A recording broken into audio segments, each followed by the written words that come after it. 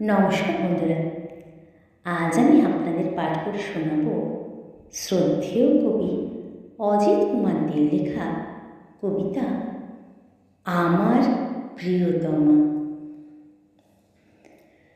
লাল ডাক বাক্সে জমা দিলাম নীল খামে তোমাকে চিঠি।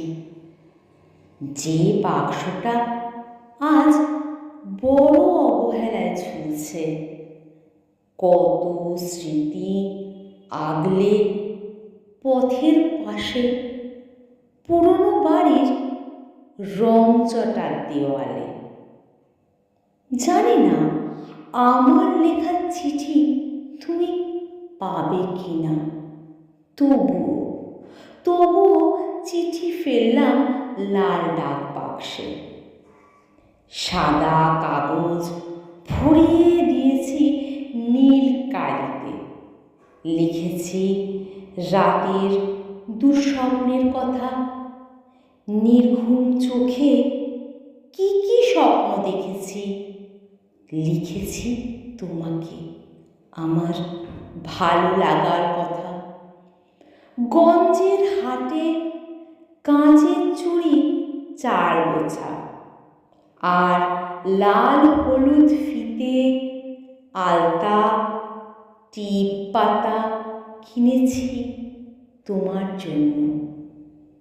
তুমি এবার মকর পরবে আসবে কিন্তু, লিখেছি চিঠিতে। চাষের জমিতে আলুর জন্য মাটি তৈরি, মাঠে আউশ ধান কাটা শুরু হয়েছে।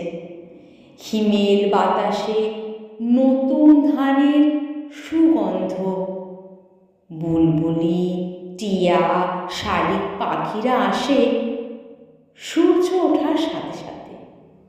ওরা যে যার মতো করে ডাকে, হয়তো আমাকে খুঁজে। জানো, সকাল হলে শালিক পাখিরা দল বেঁধে ঝগড়া করে শিউলিতলার উঠোনে। জানি না ভোর রাতে রানার চিঠিটি শহরে পৌঁছবে কিনা, আমার লেখা চিঠি তুমি পাবে কিনা আমি জানি না।